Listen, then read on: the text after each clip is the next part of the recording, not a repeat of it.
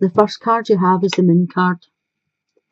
So for some of you out there, there's been some deceptions. Now, I don't know if you were deceiving yourself, maybe, or if it was a partner deceiving you. I feel for some of you, there's like fears that you're holding on to. And this could be about if a partner had deceived you before, and you're just not letting go of what had happened. The next card I've got is like let go of control issues. So I feel for some of you, yous were in a relationship and it was going quite well, and I feel that there was a certain amount of it that either you had to control or your partner had to control. I feel that with the Two of Chalices here, which is the Two of Cups, I feel it was you that was putting in. You were loving, you were kind, you were gentle, it was passionate, it seemed like the perfect relationship, but somebody was out of balance. You have the Justice card here, and I feel with this situation that somebody just wasn't in balance. So either you or a partner, there was love, there was tenderness, you know, it was a great thing you had going, and I just feel as if there was only one person putting all this in, and the other person was out of balance a wee bit, which ultimately caused you to break up, or, you know, whatever happened for you. But I feel that whoever was having the control issues liked what they had, they liked it, but it was as if it was just too good to be true. They were always waiting on it turning bad. So I don't know if this is you or somebody you've been with. It will be different for everybody because it's a general, but I feel as if there was somebody waiting for it to go wrong, even though it was loving and kind. It was everything that you really wanted, but it was too good to be true. There was always, you were always looking for what was going to happen, what was going to go wrong. There was too much trying to control it and out of balance. I'll pull another wee card. So you've got the King of Chalices, which is the King of Cups. And I do feel for some of you, this is what you're wanting back. You're wanting back what you had. And if it is you that was out of balance a wee bit and that was trying to control the issues, then this is just speaking of, you know, reflection. Look at the situation, look at what happened, look at what went wrong. If it was someone else and you were with this person, the King of Cups is a really good energy that's about you. It could be you yourself, because Scorpio is a water sign. The King of Chalices is Scorpio, Cancer or Pisces. So for most of you, I'm feeling as if this was you yourself that was putting into the relationship, that you were giving, you were loving, you were kind. You know, it was all sweet, and then this person was trying to control the situation and making issues where there weren't any issues. And I think for some of you, for a wee while, you were a wee bit delusional that you were going to be able to change the situation and make it what you wanted to make it, and that just didn't happen for you. I feel as if some insights came in, there was something hidden, and you got the information about the person that made you understand more why they were out of balance or out of control.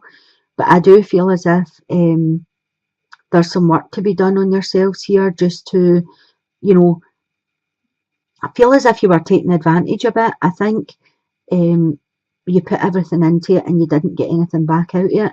And this is a time where you need to start working on yourself. I don't mean become a control freak. I just mean, like, for the next person come in, set some boundaries. Don't do all the running. You know, don't you text them 10 times a day when they answer you once. Wait for them to text you first, or wait for them, you know, suss the situation out first before you get yourself so involved, because ultimately the water signs are always hurt the hardest. You know, I think with water signs, they are quite a soft nature, they're quite sensitive, warm-hearted, and I feel as if when someone hurts you, it devastates you. It's not just, oh, that hurt me, so try and find the balance where you're not wanting to take control of every situation, you're wanting to let it flow naturally, but you're also not going to let people take advantage of you anymore. In the middle here, I have the Three of Earth, which is the Three of Pentacles. So this speaks of something very creative is starting for you. And I feel with the chemistry card here that there's somebody coming in for you. There's a really strong magnetic attraction between you. And with the Three of Chalices or the Three of Cups, I feel as if this would be a really, really good relationship. I feel as if it would be sensitive, it would be warm, it would be touchy-feely.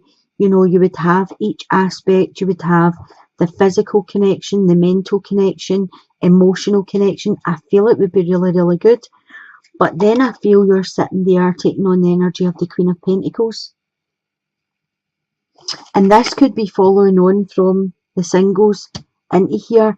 And this is why you're not moving forward in a relationship, because I feel the Queen of Pentacles is needing to nurture herself a bit more. She's needing to love herself. Sometimes she puts up this cold barrier to stop people coming in. And I do feel as if there's a chemical attraction pulling towards you. But I feel as if you're taking on this, as I say, it could be coming for here. No, this could be too good to be true as well situation. And I just feel as if you need to nurture yourself a wee bit. I feel as if whatever hit you in the past, you've carried on with you. And I feel as if that you need to work on letting things go. As I said, put up boundaries. If there's someone new coming in, let them know from the start what's acceptable and what's not acceptable, and just find a wee bit of strength there for yourself. I'll pull another card and see what's going on. Yeah, you've got the Ten of Pentacles. So this talks about loving yourself. This talks about nurturing yourself, getting yourself back in balance. This relationship will be really good for you if it comes in.